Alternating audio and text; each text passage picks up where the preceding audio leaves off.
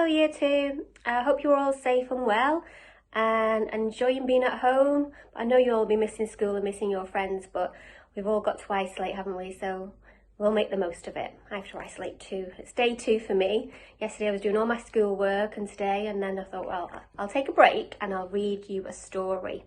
I haven't read you a story since you were in nursery and I was your nursery teacher, so it would be nice for me to do that to you today. It's called A Sea Monster, and it's by an author called Wormell, and he's an illustrator as well as the author.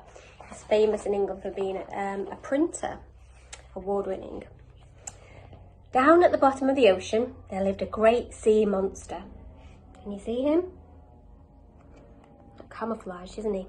Barnacles and limpets clung to his scaly skin, and seaweed grew from every wrinkle. In the gloom, his eyes shone bright green.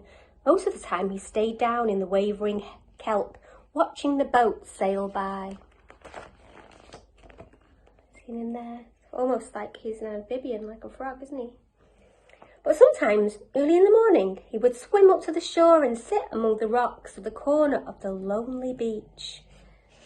He's just observing there, camouflage in the background. He would sit very still, and the seaweed hid his bright eyes, so no one ever saw him there. Mostly, he was content just to watch. And you see him there? Just watching the children playing on the beach. One day, a boy came down to the beach with his dog to sail a little boat in the tide pools. There's a little boy and his dog. And you see the back of the sea monster. Among the rocks at the corner of the beach, he found a deep pool where the water was crystal clear, and as he watched the sea anemones and the crabs at the bottom, the boy had a feeling that he was being watched. You see the sea monster's hand there. Then he saw something shimmering bright green high up on the seaweed-covered rock, and he started to climb, and his dog began to bark. "My boat!" cried the boy, as the sea took his little yacht and carried it out among the waves. He scrambled down, but it was too late. The boat was far out of reach. I'm drifting off into the sea. Uh-oh, and the boy's being a bit silly now. The boy dived in, but the ocean current had caught the boat and was taking it further out to sea. Looks quite ferocious now, doesn't it? And he looks like he's in danger.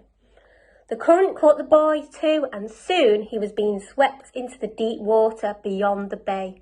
He could just about hear the barking of his dog echoing amongst the rocks.